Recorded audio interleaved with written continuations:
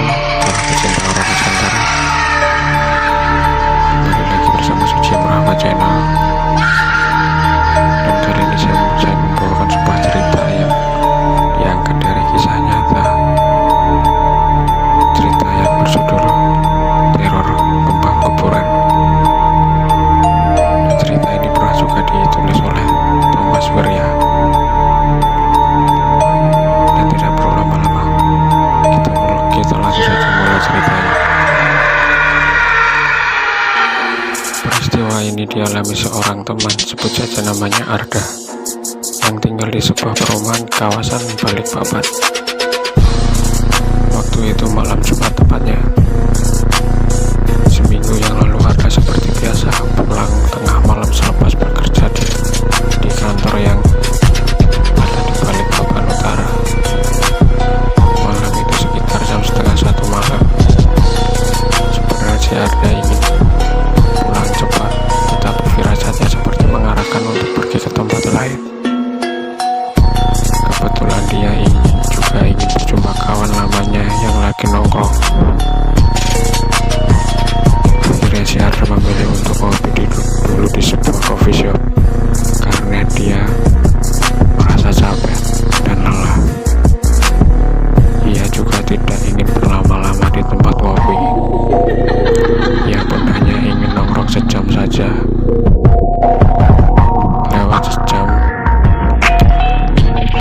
Lewat jam setengah 2 si Arda memutuskan pulang ke rumah. Dalam perjalanan pulang, rasanya biasa saja. Sambil bersenandung, Arda memacu motornya dengan kecepatan sedang. Tiba di depan rumahnya, semua dalam kondisi gelap.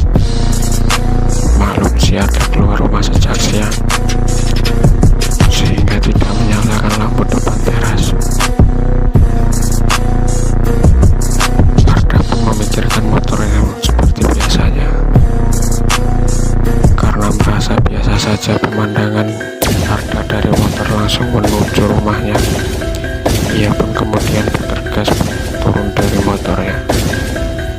Selangkah dua langkah, Arda mendapati ada yang tidak biasa di depan teras.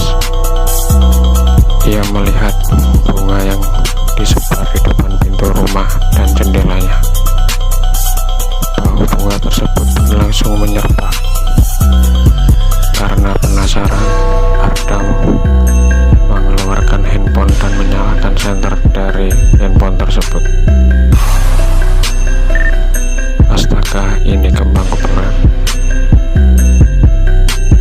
Ia memperhatikan ternyata ditabur dari pojok jendela kiri hingga ke kanan, kurang lebih 3 meter.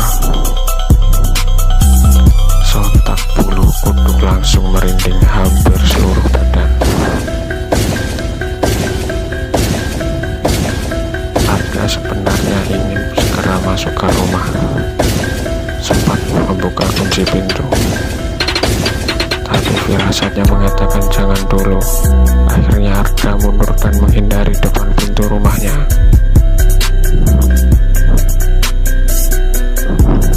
Diperhatikannya, rumahnya terasa hawa yang tidak enak. Perasaan pun masih kalut. Siapa yang bikin beginian? Malam Jumat lagi, kata Arda dengan suara kecil. Arda bingung mau minta tolong kepada siapa. Tetangga kiri dan kanan sudah pasti terlalap jam segitu. Jika melaporkan ke security pasti bakal bikin heboh satu perumahan. Akhirnya si Arda menghubungi teman lamanya, namanya Baim. Baim ini bukan orang pintar, tapi punya kemampuan yang lebih besar. Sebenarnya sudah lama nggak mau berurusan dengan hal-hal mistis. Bro, dimana kamu bro? Cepat ke rumahku, ini ada yang nabur kembang kuburan, kata Arda cepat-cepat di telepon. Hei, bunga kuburan, bangsat, bikin kerjaan aja malam-malam, balas si Baim. Siapa yang bikin kerjaan? Bangke, ini loh aku yang dikerjain. Sini cepat, Sambung si Arda. Takutkah kamu bro? Hahaha. Malasnya ngurusin gituan. Si Baim ini sebenarnya sudah mager di kasur. Cepat kesini bro, si Arda sudah menjak-menjak. Oke, coba kirimkan fotonya dulu. Entah si Baim, banyak juga ya kamu jangan masuk rumah dulu, pokoknya itu barang ditaruh buat nyakitin kamu. Komentar Baim setelah melihat foto kiriman si Arda. Sekitar 30 menit si Baim akhirnya sampai di rumah Arda. Si Arda yang dari tadi nunggu akhirnya bisa sedikit lega. Lamanya sebut Arda. Ya siap dulu bro. Untung tadi belum tidur. Baim pun langsung melihat kondisi sekitar rumah si temannya. Dengan pakai senter dari handphone, si Baim ngecek taburan kembang kuburan di depan rumah si Arda tadi. Masih segar-segar ini bunganya, baunya busuk banget. Gak lama si Baim pergi ke arah depan sambil melihat rumah dari kejauhan. Wah, pantas nih bro, malam Jumat lagi cerah, bulan purnama lagi, harusan kocek. Tanggalan Jawa sekarang malam Jumat Kliwon bangsat. Memang pas buat ngirim beginian cerita si Baim. Wah anjir, tapi ini siapa yang bikin, maksudnya apa coba kirim beginian? Gak bisa pakai cara manusia, kata si Arda. Heran aja udah tahun 2020 cuman internet sudah 5G. Amerika menyerang jenderal Iran pakai drone, masih ada yang main beginian. Hahaha, namanya manusia bro, apalagi Kalimantan masih ada yang kayak ginian memang. Timpal Baim lagi. Jadi gimana ini, nggak bisa masuk rumah dong, aku tanya Arda. Bentar, mau lihat lagi dulu ke depan pintu, ujar Baim. Lalu Baim berjalan depan pintu. Di situ dia sempat nunduk dan nutup matanya, seperti mencari tahu sesuatu. Sementara Arda tadi duduk di lantai depan dekat motornya. Sekitar 3 menit Baim baru selesai. Dia lalu mendatangi si Arda. Bro, tadi benar kan kamu belum masuk rumah? Iya belum, jawab si Arda. Oke, jadi kamu tahu kan kembang ini kembang kuburan. Biasanya untuk ditabur ke orang yang sudah dikubur atau meninggal. Nah, kalau sudah begitu, tahu artinya apa? Jelas si Baim. Arda pun mendadak diam. Tadi aku terawang ini ada yang sengaja kirim ke sini, kepingin kamu sakit. Alasannya nggak tahu kenapa. Sekarang aku mau masuk ke rumah, nyalakan lampu. Aku aman aja masuk ke rumah, soalnya yang jadi sasaran itu kamu, sampelnya. Aman aja kamu? Tanya si Arda. Aman, jawabnya. Ya udah, mana kuncinya? Minta Baim sambil sondorin tangannya. Itu enggak kekunci tadi tuh, sempat kebuka kuncinya, tapi aku enggak masuk ke dalam. Oke bro, si Baim lalu pelan-pelan masuk ke rumah. Satu persatu lampu keluar di dalam rumah si Arda kelihatan dinyalakan, tapi si Arda masih wanti-wanti nunggu di luar. Tiba-tiba dari dalam rumah si Baim teriak kesakitan. Arda yang duduk di luar sontak berdiri dengar teriakan Baim. Bro, nggak apa-apa kan? Arda sendiri posisi nggak bisa lihat si Baim karena jaga jarak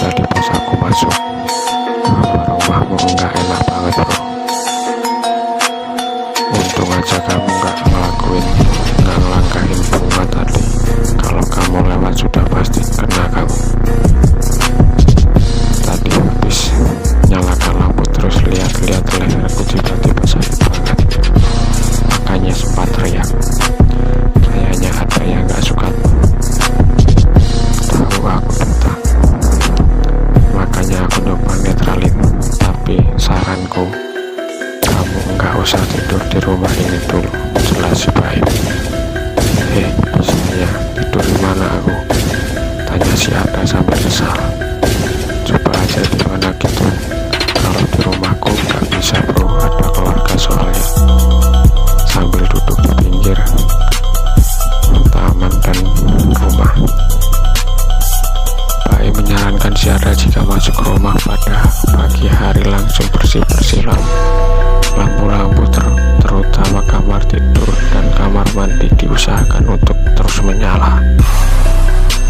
Gak lama sambil bicara di depan, ternyata kembali ada suara dari dalam rumah, seperti suara orang sengaja batuk. Anjir. Arda sama Baim tiba-tiba langsung berdiri. Wah, bagaimana ini bro? Siapa tadi? Gak tahu deh, jawab Baim. Baim mencoba tenangin diri lagi. Ia merasa perlu masuk lagi dalam rumah untuk sekali lagi netralin rumah Arda. Baim pun tanpa basa-basi masuk ke dalam rumah Arda. Si Arda nggak tahu yang dilakuin oleh si Baim, tapi selagi duduk di luar dan si Arda coba tenangin diri dengan melihat-lihat handphone, tiba-tiba ia merasa sekelebat bayangan lewat dengan cepat. Bro, ngapain bro di dalam? Barusan ada yang lewat. Si Arda makin panik. Sabar Dir, ini bikin netral rumahmu. Yang batuk tadi pergi pokoknya, jawab si Baim. Dalam hati si Arda bilang, siapa yang batuk tadi dalam rumah? Dia pun bertanya ke Baim, emang siapa tadi yang pergi bro? Ya elah, masa enggak tahu? Yang pergi itu tadi yang batuk, yang sengaja dikasih kembang, kata si Baim. Ngerinya, balas Arda. Bulu kuduknya pun lagi merinding. Ceritanya bersambung besok. Mungkin si Konan. Oke, kita lanjut ceritanya. Baim pun kembali keluar dari rumah. Si Arda memastikan dalam kondisi aman, tapi ia tetap menyarankan temannya tersebut untuk jangan tidur di rumahnya. Ada dua ruangan yang perlu diperhatiin. Kamar mandi harus selalu terang dan kamar tidur belakang perlu ekstra dibersihkan. Setelah dibersihkan dan dirapikan, lampu-lampu diusahakan selalu menyala, terutama kamar tidur dan kamar mandi. Pesan Baim. Oke bro, balas Arda. Waktu pun sudah menunjukkan pukul 04. Baim lalu pulang rumahnya sementara Arda menginap di ruko kawannya yang berada di Balikpapan baru. Ketika paginya Arda lalu bersih-bersih seluruh isi rumah. Ruangan yang bisa lampunya dalam kondisi mati dinyalakan. Lampu teras depan pun dibiarkan menyala saat siang. Meski begitu, Arda tetap merasa ada sesuatu yang membuat kurang nyaman. Namun ia tidak boleh kalah dengan rasa takutnya sendiri.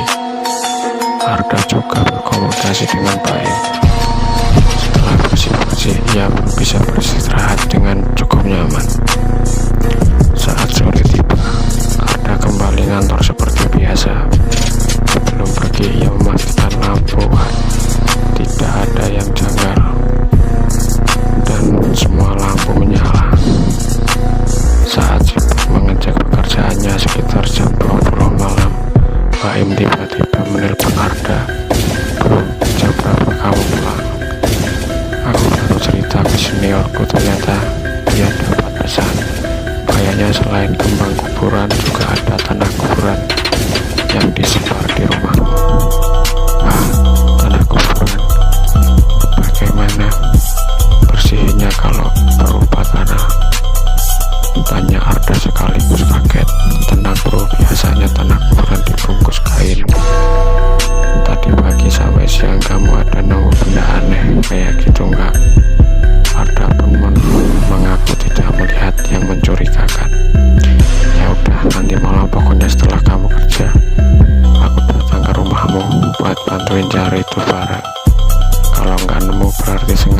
dikasih lihat secara kasat mata. Lanjut si Baim. Sekitar jam 12 malam, Arda baru selesai kerja. Dilihatnya langit sedang mendung dan angin bertiup kencang. Bertanda mau hujan, ia pun segera pulang ke rumahnya. Sedangkan Baim baru tiba hampir 1 jam setelahnya. Waktu itu cuaca sudah hujan rintik-rintik. Sambil menunggu Baim datang, Arda sebenarnya sudah berusaha mencari benda tersebut, baik di halaman depan atau belakang, tapi tidak juga ketemu. Kita harus coba cari bro, sudah hujan rintik-rintik ini. Kalau hujan deras lebih bahaya lagi, tanahnya bisa larut, lebih susah lagi melacaknya, kata Baim. Gak lama si Baim mengeluarkan benda dari tasnya, ternyata dupa untuk dibakar. Ini biar tanah kuburannya disembunyikan, dikasih lihat seniorku nanti yang bantu dari kejauhan, kata Baim lagi sambil membakar dupa lalu menancapkan di tanah. Arda juga sambil mencoba mencari-cari lagi barang yang dimaksud. Tiba-tiba kubrak pintu depan rumah Arda yang tadinya sengaja dibuka mendadak langsung tertutup. Arda langsung menatap Baim yang duduk di depan dupa. Bro, kata Arda pelan. Sudah biarin aja. Baim mencoba menenangkan suasana. Gak apa-apa. Gak berapa lama Baim mendapatkan kabar dari seniornya. Barangnya disembunyikan di semak-semak, bebatuan, dan mesin. Ucap Baim membacakan pesan dari senior yang lewat pesan WA. Kau ada 3 banyaknya. Sudah, kita cari saja. Baim menyuruh Arda memperhatikan sekitar halaman rumahnya.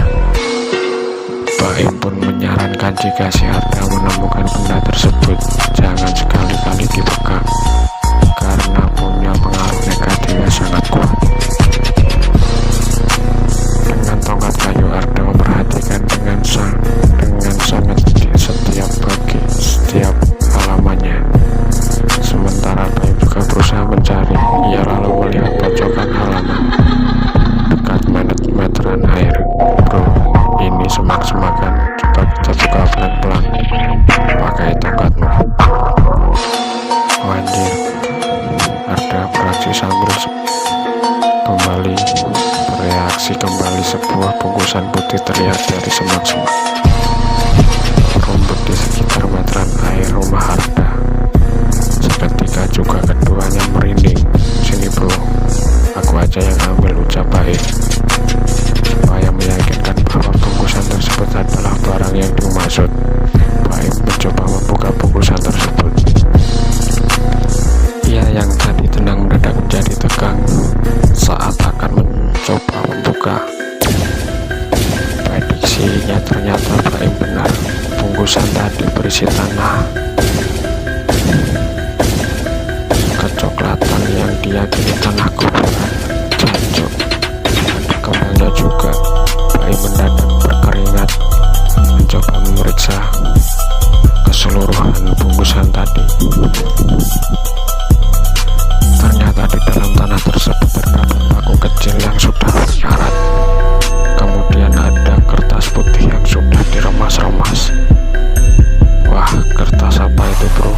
Arda penasaran, tapi ia tidak boleh memegang benda yang ada di dalam bungkusan tersebut. Bentar, coba aku buka dulu, jawab Baim. Ternyata di kertas tersebut ada tulisan Arab gundul. Baim pun coba membacanya, yang ternyata dituliskan nama si Arda. Gambarnya terpaksa diblur.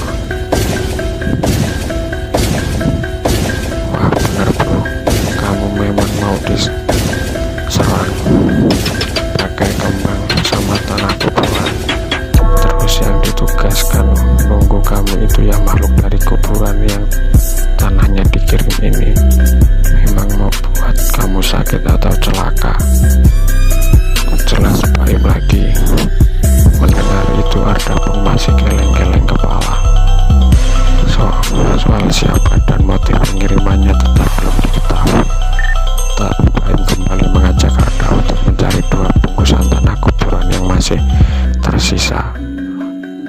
Selama 15-an menit kedua barang yang sama akhirnya didapat.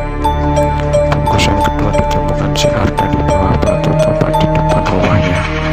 Padahal sebelumnya dia sudah bolak-balik mengecek tempat itu, tapi nggak ada apa-apa. Arda pun sempat terkecoh dengan mencari-mencari di bawah tumpukan batu halaman belakang rumahnya.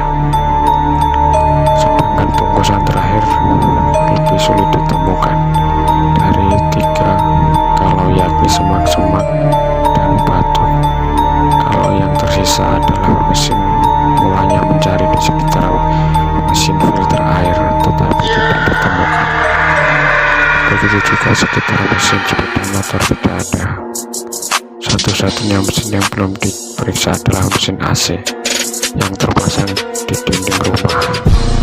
Arda pun berusaha mencari tahu dengan menggunakan bantuan kursi untuk bisa menjangkaunya. Dan ternyata tempat bungkusan tanah kuburan terakhir ditaruh di sela-sela mesin AC yang ada di luar rumah. Setelah Arda menemukan Baim bertugas mengambil bungkusan tersebut, akhirnya 3 bungkusan yang berisi tanah kuburan sudah didapat, dan Arda semuanya dijadikan satu di dalam gelas plastik oleh si Baim, kemudian dibungkus dalam kardus. Saat itu jam menunjukkan sekitar jam 3. Jadi selanjutnya bagaimana, Neim? Tanya Arda. Suatu tunjuk yang diberikan senior Baim. Bungkusan itu diungsikan dahulu. Awalnya Baim membawanya ke rumahnya, tapi tidak mungkin karena di rumah Baim ada anak-anak kecil yang rawan terkena hawa negatif tanah itu.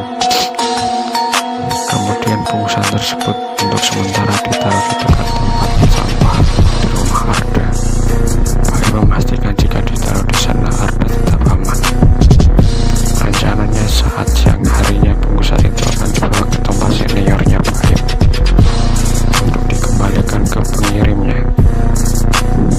Terus cara kembalinya gimana? Arda penasaran.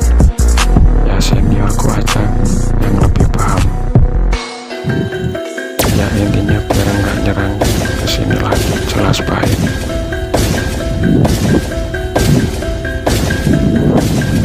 Baim juga memastikan si Arda dibolehkan tidur di rumahnya mulai malam itu. Baim pun kemudian pamit pulang, tapi si Arda yang ditinggal di rumahnya merasa sedikit parno.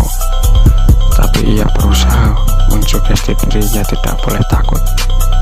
Arda pun akhirnya perlahan-lahan bisa rileks dan tidur dengan nyaman. Ketika siang harinya Arda terbangun dan langsung mencoba membaca pesan WA dari Baim. Aman-aman kan aja bos, semalam tidur gak ada mimpi aneh-aneh kan, tulis sahabatnya itu. Arda memastikan semua aman, dia pun lega tidak ada hal aneh yang dialaminya. Tidurnya pun cukup lelap. Aman Im, jadi sekarang rencananya gimana? Balas Arda. Baim berencana ke rumah Arda sekitar jam 12 siang. Dia ke Jakarta ke rumah seniornya yang ada di Samboja sekitar 30 meter dari Balikpapan untuk membawa tanah kuburan tersebut. Arda pun mengiyakan rencana tersebut. Siang itu langit Balikpapan mendung. Sempat ragu apakah mereka tetap pergi ke Samboja atau tidak. Tapi karena harus segera diselesaikan, keduanya pun nekat pergi dengan sepeda motor. Bungkusan tanah kuburan juga dibungkus berlapis dengan plastik supaya tidak kebasahan. Setelah 1 jam perjalanan menerobos rintik hujan dan sempat tersesat, akhirnya keduanya tiba di rumah senior Baim. Namanya Rizwan. Sempat satu persoalan dengan Baim, dia akhirnya memilih keluar dari perusahaan dan tinggal di Samboja bersama istrinya. Rizwan ini punya kelebihan bisa berkomunikasi dengan mereka yang tak kasat mata. Dia juga sering membantu menyembuhkan orang sakit lewat doa. Setelah dipersilahkan masuk dan basa-basi singkat, Rizwan pun minta